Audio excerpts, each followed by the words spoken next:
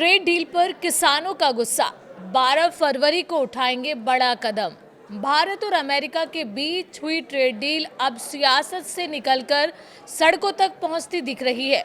इस डील के खिलाफ देश के किसान संगठनों ने बड़ा आंदोलन छेड़ने का ऐलान कर दिया है।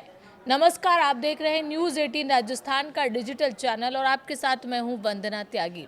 संयुक्त किसान मोर्चा यानी एसकेएम और अखिल भारतीय किसान सभा समेत कई संगठनों ने 12 फरवरी को देश भर में विरोध प्रदर्शन करने की घोषणा की है।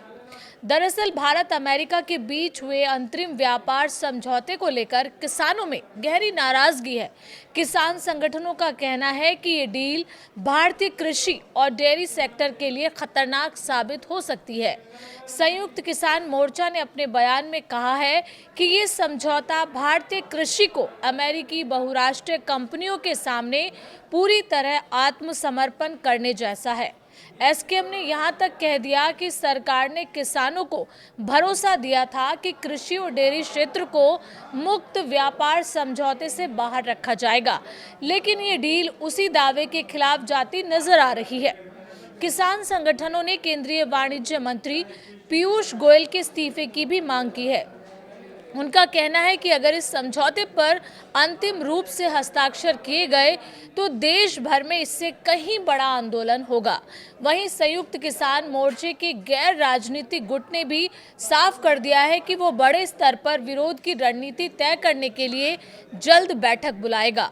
किसान नेता जगजीत सिंह डल्लेवाल का कहना है कि सरकार भले ही सार्वजनिक मंचों पर ये कह रही हो कि कृषि और डेयरी सुरक्षित है, लेकिन भारत अमेरिका के संयुक्त बयान में कुछ और ही संकेत मिलते हैं। डल्लेवाल के मुताबिक भारत अमेरिकी कृषि और खाद्य उत्पादों पर लगने वाले नॉन टैरिफ बैरियर्स यानी गैर शुल्क बाधाओं को कम करने पर सहमत हुआ है।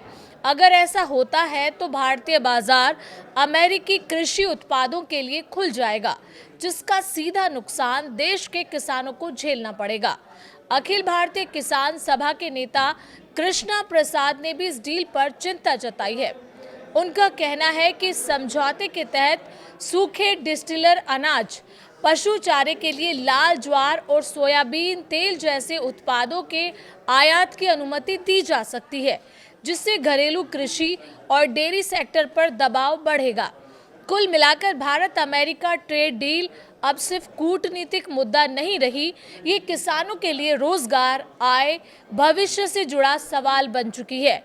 अब देखना ये होगा कि 12 फरवरी को होने वाला ये विरोध कितना बड़ा रूप लेता है और सरकार किसानों की आशंकाओं पर क्या रुख अपनाती है।